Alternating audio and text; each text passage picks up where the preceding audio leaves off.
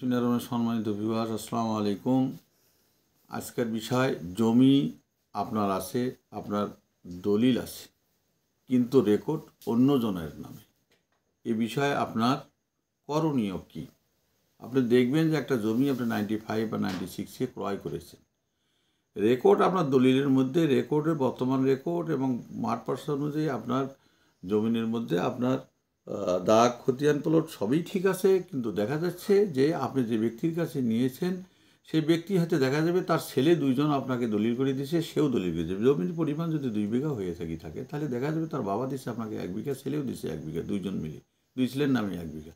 কিন্তু হায়ারাজ দেখা যাচ্ছে যে বাবার নামে অলরেডি জমি বর্তমান বিআরএস খতিয়ান অনুযায়ী সার্ভেয়াররা তার বাবার নামে অলরেডি 2 বিঘারই রেকর্ড হয়েছে। এই বিষয়ে আপনার করণীয় কী থাকবে? আপনি নিজেও জানেন না। পরবর্তী যখন খোঁজ করিয়ে দেখতে গেলেন, তখন দেখা যাচ্ছে যে আপনার নামে কোনো আদৌ রেকর্ড 1 বিঘা থাকে, আর 1 বিঘার রেকর্ড আপনার নামে আদৌ হয়নি। এখন এই বিষয়ে আপনার করণীয় হবে, আপনি তো তখন মাথায় বজ্রপাত হয়ে যাবে যে কী ব্যাপার, আমি জমি কিনলাম, রেকর্ড আর একজনের নামে। এটা কীভাবে এই রেকর্ডটাকে আপনি কর্তন করবেন? এই রেকর্ডটাকে কর্তন করবেন। দেখা যাচ্ছে যে 95 বা 96-এ জমিটা কিনছেন, অথবা 15 থেকে 25-20 বছর আগেই কিনছেন।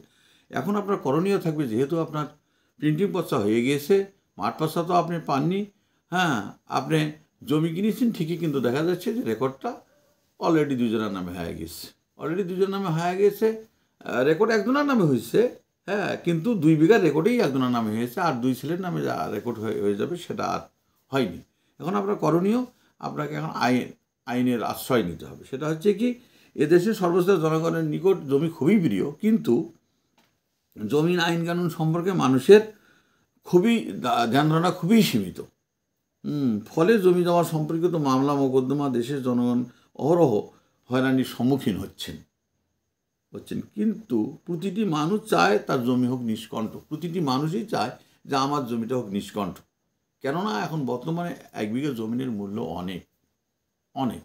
এখন আপনার করণীয় থাকবে, আপনি জমি আপনি খাচ্ছেন, আপনার হালেই আছে, কিন্তু আপনি রেকর্ড অন্যজনের নামে অলরেডি হয়ে গেছে। 50% রেকর্ড মনে করেন যে তার বাবা আপনাকে দিয়েছে, সেটা 1 বিঘা জমির রেকর্ড তার বাবার নামে আছে, অথচ তার ছেলেও আপনাকে 2 বিঘা জমি দিয়ে দিয়েছে। দেখা যাচ্ছে যে প্রচলিত নিয়ম অনুযায়ী আপনার রেকর্ড অলরেডি সে 2 বিঘারে করে নিয়েছে তার বাপের। এখন এই ক্ষেত্রে করণীয় হবে কি, আপনি ল্যান্ড সার্ভেয়ারে যাবেন। আপনি ল্যান্ড সার্ভেয়ারে আপনাকে উকিল দ্বারা আপনাকে এটা কেস করতে হবে। কেস করার পর আপনার এটা প্রসেস অনুযায়ী আপনার দলিল, কাগজপাতি এবং সব কিছুই আপনার তার নিকট দেখাইতে হবে। দেখানোর পর যখন আপনাকে বলবে যে বলে আপনার এটা কেস করা ছাড়া কোনো উপায় নেই, তখন আবার আদালতে যাবেন। আদালতে যা আপনি কেস করবেন। কেস করার পর তখন কিছুদিন পরেই দেখবেন যে তাদের নামে নোটিশ ছাড় হয়ে গেছে। সেই নোটিশ অনুযায়ী তখন সে বুঝবে যে আমি তো জমি অলরেডি দলিল করে দিয়েছি, কিন্তু রেকর্ড আমার নামে আছে, বিধায় আমার নামে কেসের নোটিশ এসেছে। যার কারণে তখন তারা কী উত্তর দেবে, তাদের কোনো উপায় থাকবে না। তখন তারা বলবে যে জমি আমরা বিক্রি করেছি, ভুলবশত আমার নামে এটা রেকর্ড হয়েছে, অতএব এই জমি সেই প্রাপ্য তাকেই দেওয়া হোক। তখন আপনি আদালতে গিয়ে আপনার এই কেসটা অবশ্যই করতে হবে। কেস করার পর কেসের মাধ্যমে আপনাকে এই জমিটা রেকর্ডটা সংশোধনী করিয়ে নিতে হবে। তখন আপনার জাজ সাহেব আপনার এটা পর্যবেক্ষণ করিয়ে কেসের মাধ্যমে 2 বছর হোক, 1 বছর হোক, যাই হোক, যেটা সময় লাগবে সেই সময়ের ব্যবধানের মধ্যে আপনার নামে তখন রেকর্ড তার নাম থেকে কেটে দিয়ে আপনার একটা আইন আপনাকে জজ সাহেব দিয়ে দেবে। সেই মোতাবেক রায় আপনার পক্ষে আসে যাবে। রায়টা হলে পরে সেই জমিটা আপনি তখন তার নাম হইতে কর্তন করে চলে আসলো আপনার কাছে। করার পরে এই জমিটা আপনি আপনার নাম দিয়ে আপনি তহসিল অফিসে গিয়ে আপনি তার নামটা বাতিল করিয়ে, অর্থাৎ খারিজ করিয়ে, আপনি আপনার হোল্ডিং নাম্বারে আপনি নিয়ে আসতে পারবেন। তখন ওই ব্যক্তির তখন আর ওখানে নাম সন্নিবেশিত থাকবে না।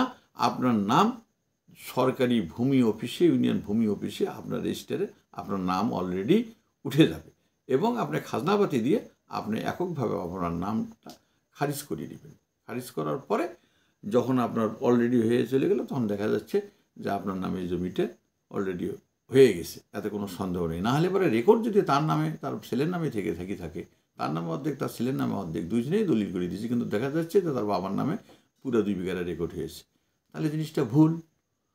জিনিসটা ভুল, কেননা তার বাবা দিল 1 বিঘা জমি লিখে আমার, আর ছেলেরা দিল 1 বিঘা জমি, তার বাবার নামে অর্ধেক হবে রেকর্ড, তার ছেলেদের নামে অর্ধেক রেকর্ড হবে।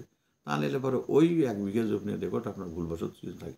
পরবর্তীতে আপনার বংশধররা দেখবে যে আমার বাবা জমি কিনছে ঠিকই, কিন্তু রেকর্ড আর একজনের নামে। এই রেকর্ডটা সংশোধনী করার জন্য আপনাকে অবশ্যই কোর্টের আশ্রয় নিতে হবে। তা নাহলে আপনার কোনো উপায় নেই। কোর্টের আশ্রয় নিয়ে আপনাকে সেখান থেকে রায় দিয়ে নিয়ে আসার পর আপনার খারিজ করে আপনার জমি আপনার যদিও বহাল দখলে আছে, কিন্তু পেপারস আপনার রাইট আছে, তখন আপনার আইনগত দিক থেকে কোনো অবস্থাতে আর এই জমিটা কেউ কোথাও নিতে পারে। এই জমিটা আপনি যে কোনো সময় বিক্রিও করতে পারবেন, অথবা নিজের হালেও রাখতে পারবেন, অথবা চিরজীবন না, আপনি যতদিন জীবদ্দশায় বেঁচে থাকলেন আপনি খাইলেন, আপনার ছেলেরা তখন বলে দিলেন যে এই ব্যাপার হয়েছিল, এই ঘট, তখন আপনার এই জমিটা আর তারা কোনো অবস্থাতে কোনো বাধা বিপত্তি করতে পারবে না। কেননা এই জমিটা যদি আপনি কোনো সময় বিক্রি করতে চান, যখন রেকর্ড আরেকজন আনা, তাহলে আপনি কোনো অবস্থাতে এটা পাবেন না।